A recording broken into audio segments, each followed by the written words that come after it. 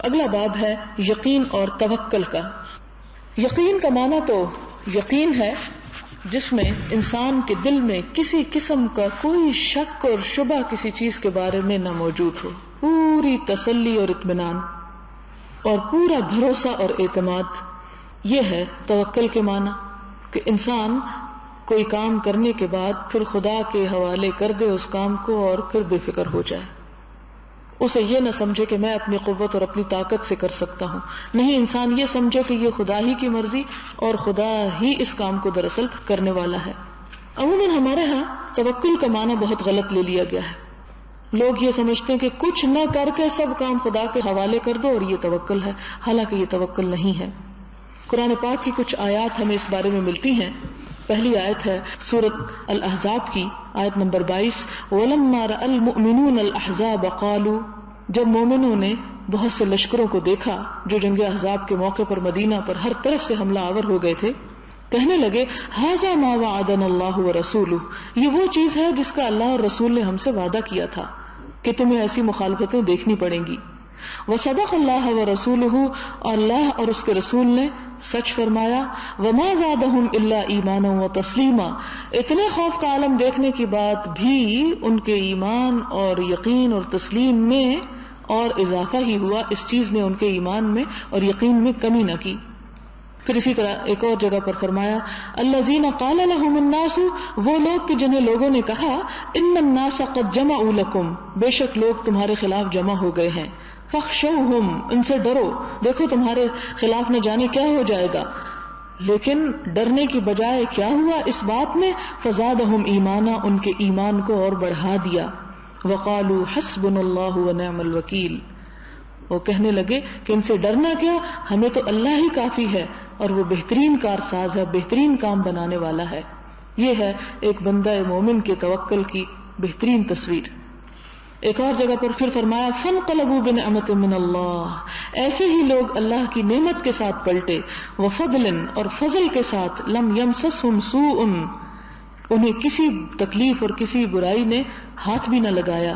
واتبعوا رضوان اللہ، اور انہوں نے اللہ تعالیٰ کی رضا کی پیروی کی. واللہ ذو فضل عظیم، اور اللہ تعالیٰ بہت بڑے فضل والا ہے. اسی طرح سورۃ الفرقان میں اللہ تعالیٰ حضور صلی اللہ علیہ وسلم کو خطاب فرماتے ہیں وَتَوَكَّلْ عَلَى الْحَيِّ الَّذِي لَا يَمُوتُ، آپ اس ذات پر توکل کیجئے جو زندہ ہے اور کبھی نہیں مرے گا، اسے کبھی موت نہیں آنی. تو انسان بھروسہ اس پر کرے جو ہمیشہ کے لیے ہے اور ہمیشہ رہے گا، تو واقعی انسان اس پر بھروسہ کر سکتا ہے. رہے وہ سارے اسباب کہ جو آج ہیں اور کل نہیں، ان پر بھروسہ انسان کو کوئی بھی فائدہ نہیں دے سکتا. وقال تعالی فعلی اللہ فلیتوکل المؤمنون، اور اللہ تعالیٰ نے فرمایا کہ اللہ ہی پر مومنوں کو توکل کرنا چاہیے. سورۃ آل عمران میں حضور صلی اللہ علیہ وسلم سے خطاب فرماتے ہوئے اللہ تعالیٰ نے فرمایا فَإِذَا عَزَمْتَ، پھر جب آپ کوئی ارادہ کر لیں فَتَوَكَّلْ عَلَى اللَّهِ، تو اس ارادے کو پورا کرنے کے لیے اللہ پر بھروسہ کریں. اور اسی طرح کی اور بھی توکل کے بارے میں بہت سی آیات ہیں. سورۃ الطلاق میں اللہ تعالیٰ فرماتے ہیں وَمَن يَتَوَكَّلْ عَلَى اللَّهِ فَهُوَ حَسْبُهُ، جو اللہ پر بھروسہ کر لیتا ہے وہ اس کو کافی ہو جاتا ہے. اور اسی طرح فرمایا انما المؤمنون، بے شک مومن تو وہ لوگ ہیں الذین اذا ذکر اللہ، کہ وہ لوگ کہ جب ان کے سامنے اللہ تعالیٰ کا ذکر کیا جاتا ہے وجلت قلوبہم، ان کے دل کانپنے لگتے ہیں. وَإِذَا تُلِيَتْ عَلَيْهِمْ آيَاتُهُ، اور جب ان پر اس کی آیات پڑھی جاتی ہے زادتہم ایمانا، تو وہ ان کے ایمان میں اضافہ کرتی ہیں. وَعَلَى رَبِّهِمْ يَتَوَكَّلُونَ، اور وہ اپنے رب پر توکل کرتے ہیں.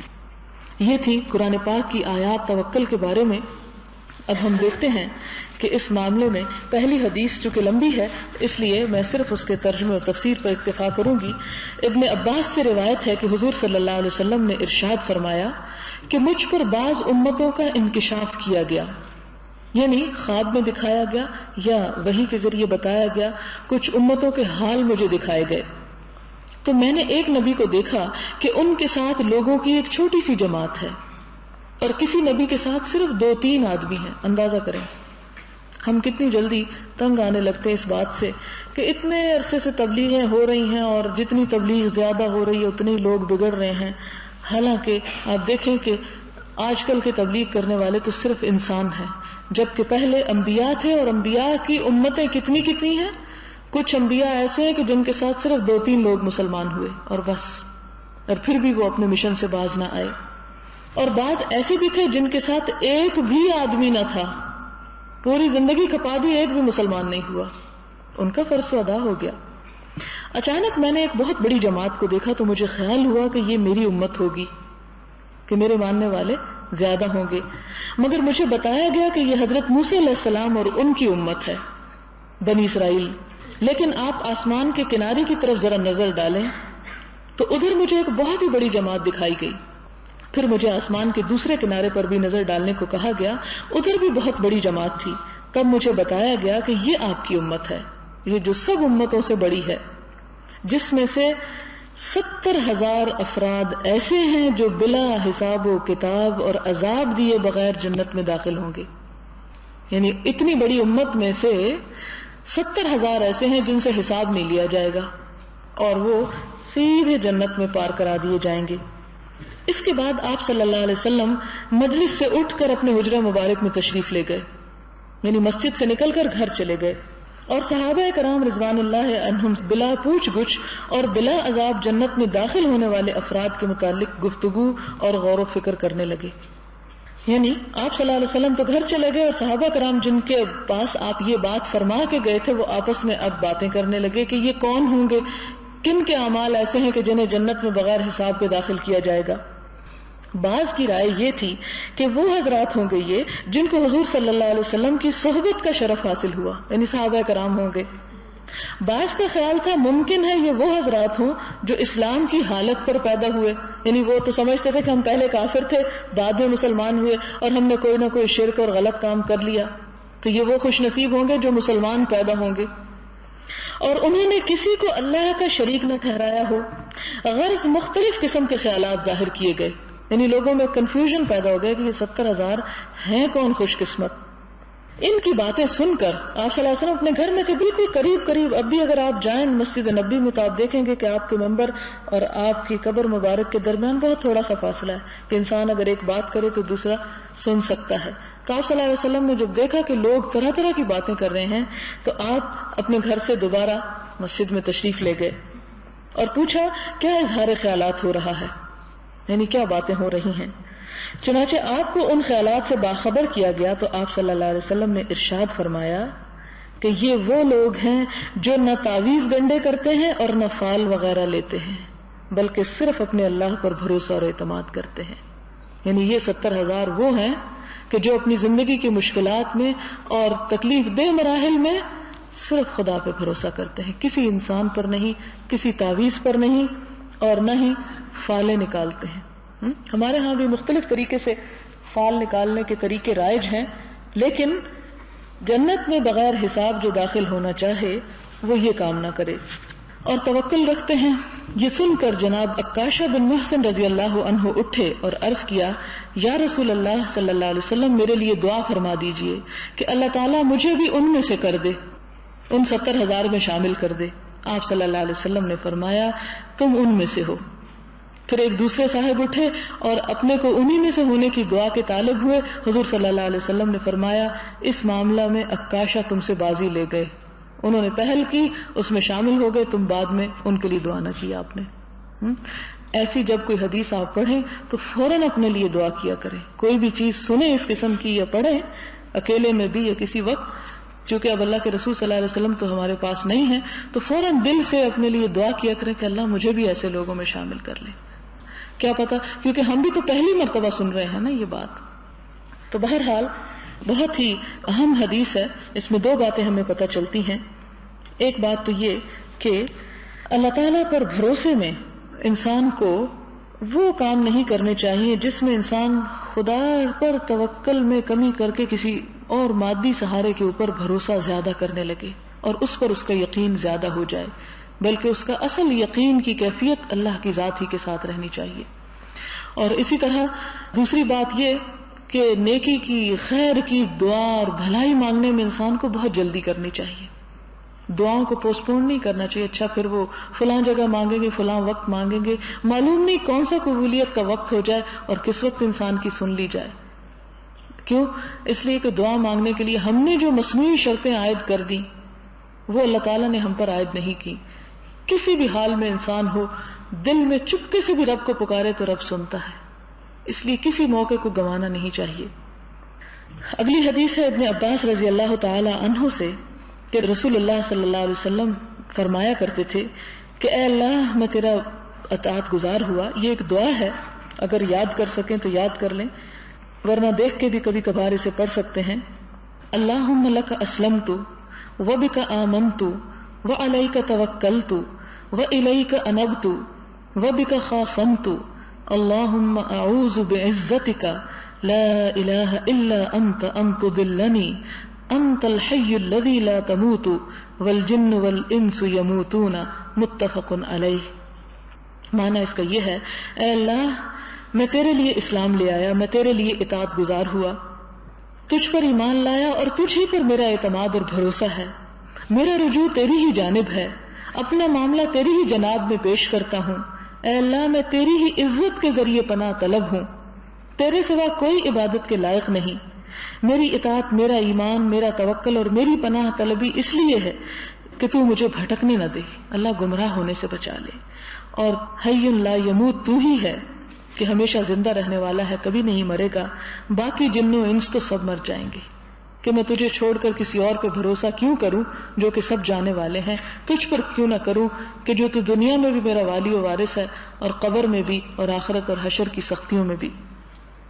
اگلی حدیث ہے ابن عباس رضی اللہ تعالی عنہ سے کہ جب حضرت ابراہیم علیہ السلام کو آگ میں ڈالا جا رہا تھا تو آپ نے فرمایا حسبنا اللہ ونعم الوکیل, مجھے اللہ ہی کافی ہے اور وہ بہت اچھا کارساز ہے. حضور صلی اللہ علیہ وسلم کو جب لوگوں نے یہ کہہ کر ڈرایا کہ مشرکین نے بہت بڑا لشکر آپ کے خلاف اکٹھا کر لیا ہے تو ان کے ایمان میں اور بھی پختگی اور زیادتی پیدا ہو گئی اور انہوں نے حسبنا اللہ ونعم الوکیل کہا. یہاں پر ہمیں یہ سبق ملتا ہے کہ مشکل سے مشکل ترین حالات ہوں, تکلیف دہ معاملات ہوں, تو انسان کے لب پر, زبان پر جو کلمہ ہونا چاہیے وہ کیا, حسبنا اللہ ونعم الوکیل. یہ حاجات کو پورا کرنے کے لیے, تکلیف کو دور کرنے کے لیے ایک بڑی مجرب دعا ہے, جسے آپ دیکھیں کہ حضرت ابراہیم علیہ السلام نے جب آگ کی چتا پہ کھڑے ہو کے پڑھا تو آگ ان کے لیے گلزار ہو گئی, جو انسانی تاریخ میں ایک معجزہ ہے کہ آگ کسی کا بھی لحاظ نہیں کرتی, کوئی نیک ہو یا بد ہو, کوئی بھی ہاتھ دے اس میں تو لازمی جلا دے گی. لیکن حضرت ابراہیم علیہ السلام کو اس دعا کی بدولت اللہ تعالیٰ نے اس آگ سے بچا لیا. دوسرا معاملہ کیا ہوا کہ جب حضور صلی اللہ علیہ وسلم اور ان کے ساتھیوں پر مشکل وقت آ پڑا تو انہوں نے اس مشکل سے بھاگنے اور فرار حاصل کرنے کی تدبیر نہ کی, بلکہ فوراً ہی حسبنا اللہ ونعم الوکیل کہہ دیا, اور یہی ہمارے لیے ایک بہترین راہ ہے. اگلی حدیث ہے ان ابی ہریرہ رضی اللہ عنہ عن النبی صلی اللہ علیہ وسلم قال يدخل الجنة اقوام افئدتهم مثل افئدة الطير قیل معناہ متوکلون وقیل قلوبهم رقیقہ. حضرت ابو ہریرہ سے روایت ہے کہ نبی صلی اللہ علیہ وسلم نے فرمایا کہ لوگ جنت میں داخل کیے جائیں گے تو ان کے دل ایسے ہوں گے جیسے پرندوں کے دل. اس کی تشریح یوں بھی کی گئی ہے کہ پرندوں کی طرح توکل کرنے والے, کیونکہ پرندے جب صبح اپنے گھروں سے نکلتے ہیں تو خالی پیٹ ہوتے ہیں, ان کے گھروں میں کوئی ذخیرہ نہیں ہوتا, کھانے کو کچھ نہیں ہوتا, لیکن جب شام کو لوٹتے ہیں تو پیٹ بھرے ہوئے لوٹتے ہیں. تو اسی طرح وہ لوگ جو ہر معاملے میں رب کے اوپر توکل کریں اور اپنے معاملات کو اس کے حوالے کر دیں تو اللہ تعالیٰ ایسے لوگوں کو جنت میں داخل کرے گا. اور دوسری بات یہ کہ پرندوں کی طرح دل ہونے سے مراد یہ کہ کسی کے خلاف بغض نہیں, حسد نہیں, کوئی میل نہیں, کوئی برائی نہیں, بالکل صاف ستھرے نرم دل.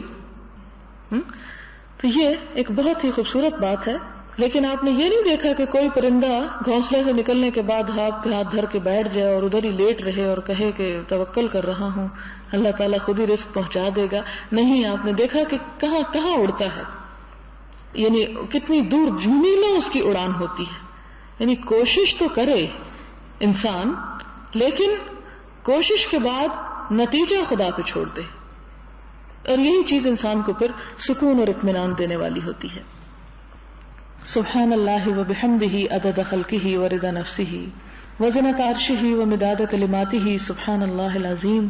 اللہم صلی علی محمد وعلی آل محمد کما صلیت علی ابراہیم وعلی آل ابراہیم انک حمید مجید.